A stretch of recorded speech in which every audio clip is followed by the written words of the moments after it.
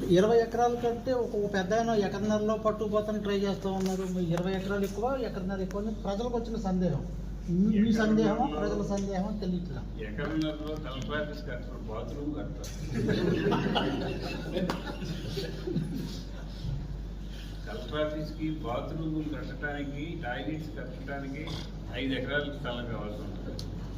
Collector office అంటే అంత పెద్దది. నిన్న మనం కలెక్టర్ ఆఫీస్కి వెళ్ళాము. రిపబ్లిక్ డే రోజుని పెరిడ్స్ జరిగింది. ఎంత ప్లేస్ అవసరమైంది, అది ఎలా జరిగింది, మీరు ఎంత చూశారు, ఎంత ప్లేస్ అవసరం మీరే నిర్ణయించారు. సార్ మినిస్టర్ చెప్పండి సార్. మినిస్టర్ గారు, ఈ కలెక్టర్ ఆఫీస్ తరలింపు ఈ విషయాల్లో మీరు యాజ్ ఏ మినిస్టర్గా మీ స్టాండ్ ఏమన్నా ఉందంటారా? మీరు కలెక్టర్ ఆఫీస్కి సంబంధించి గతంలో రాష్ట్ర ప్రభుత్వం జీవో ఇచ్చింది. మార్కెటింగ్ యార్డ్ దాదాపు నాకు తెలిసింది 17-18 ఎకరాలు, 20 ఎకరాలు ఎగ్జాక్ట్లీ 20 acres. ఇంకా ఎకరాలు కూడా ఇంకా అప్పుడు 8 ఎకరాల కోసం ట్రై చేశారు.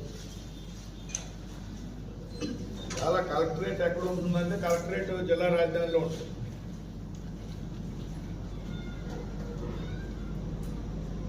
అంతేకాదు ఈవేళ కలెక్టరేట్ అంటే వేళ ఉన్నటువంటి ప్రభుత్వం, లేకపోతే ముందు ఉందో లేకపోతే 14-19లో కూడా ఇదే ప్రభుత్వం.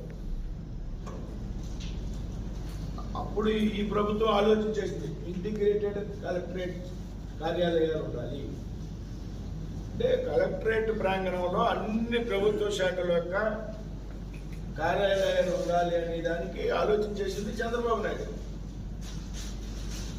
గతంలో ఉన్నటువంటి వైసీపీ ప్రభుత్వం కాదు, చంద్రబాబు నాయుడు గారి కాన్సెప్టే అది.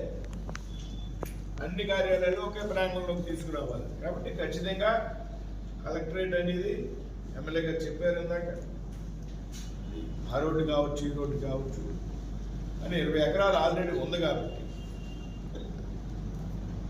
మళ్ళీ కొత్తగా ల్యాండ్ ఎక్వైజ్ చేసి ఎమ్మెల్యే గారితో కూడా ఎక్సర్సైజ్ చేస్తాం, కూర్చొని మాట్లాడతాం.